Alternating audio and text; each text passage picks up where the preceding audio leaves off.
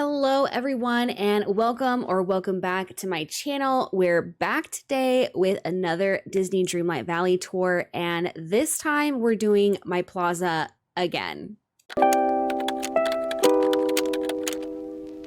I wasn't planning on having my plaza be the next video. I've actually been working on the beach quite a bit and I'm almost done with that, but I have been very inspired to tweak things and change things around on my plaza. It was like one thing led to another. I tweaked a little bit and then that made me want to make more changes, and things just kind of spiraled to now my plaza is quite different than it was in my original video, which I am going to link up here so that you can go watch it if you want to. Hello, the Forgotten is here. She feels good today. That's really nice. Okay, anyways, I am gonna walk around a bit slowly and just kind of chat about the design. If you've seen my original plaza video, then you know that the aesthetic that I was kind of going for in that build was an upscale park, and that hasn't changed. If anything, I think I've actually been able to lean more heavily into that aesthetic and able to like more successfully convey that. It's honestly been really fun to kind of tweak things a little bit because I feel like my style has really solidified, my skills have grown,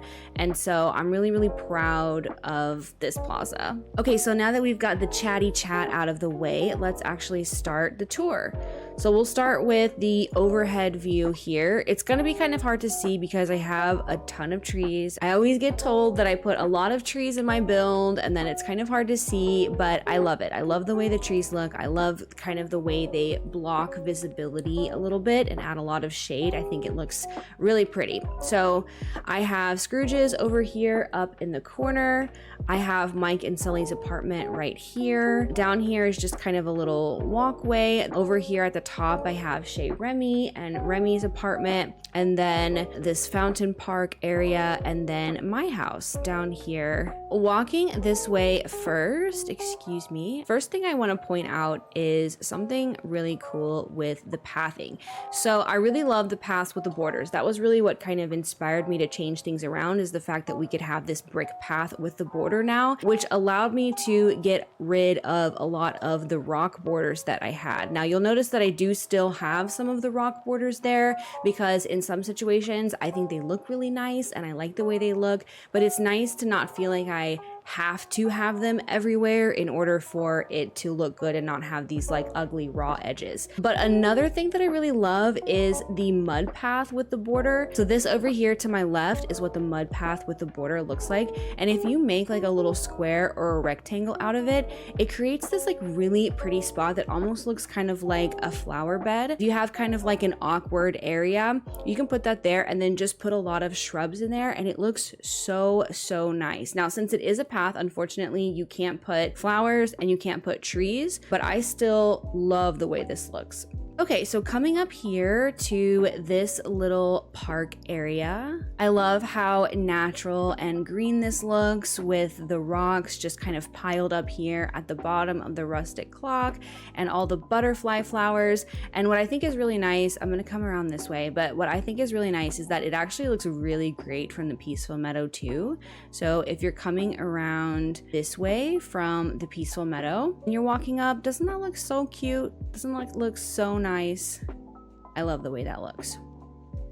Okay, anyway, continuing on over this way, I do have my house right here, and this is my main house. I was living in the purple cottage in the Forest of Valor as my main house for a really long time, but I was thinking about it and I decided that this classic gabled house looks so cute as part of like a park or like a town area. You kind of look at it from here, it just fits in so perfectly with the vibe that we have going on here, and I love it so much. I do still have the purple cottage up, but it's just one of my extra houses, not my main house anymore. Here's my little yard, connects over here going down to the peaceful meadow, And then we will come back this way to look at the fountain park.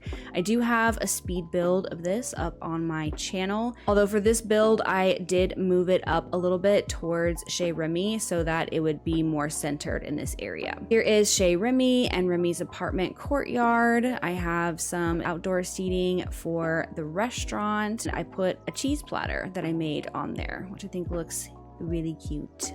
And we'll come across this way to get to Scrooge's. Scrooge now has his own little courtyard, and I wanted it to look very kind of like elevated and fancy. If you come this way, it will take you to the mining node. As I've said before in my videos, it's very important to me that whenever I'm doing a build and decorating, that everything stays accessible, especially the mining nodes. So I always prioritize making sure that everything is usable in my builds. All right, and then we get to Mike and Sully's apartment. Built a little courtyard around the apartment, imagining it would be common space for the people who lived there.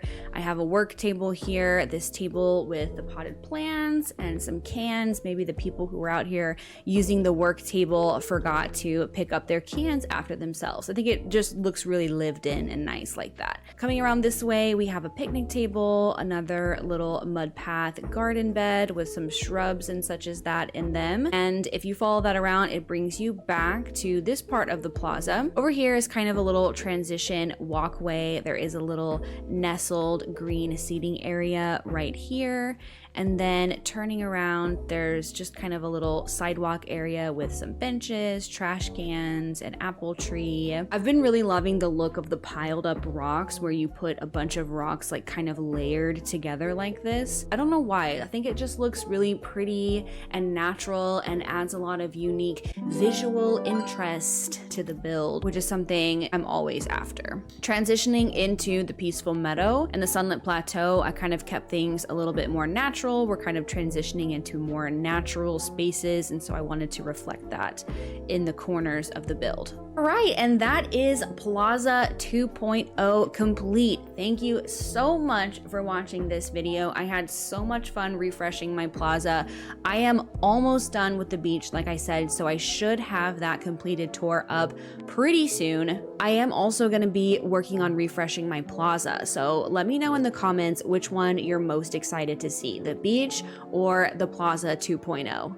Make sure that you're subscribed so you never miss a video from me. And if you want to see even more Disney Dreamlight Valley content, I do stream Disney Dreamlight Valley on Twitch. I do a lot of the decorating that you see here on my Twitch channel and get input from viewers, which is really, really fun. You can also check me out on TikTok for daily gaming and tech content. Thank you again so much for watching. I hope you have a lovely and magical day, and I will see you in the next one. Bye.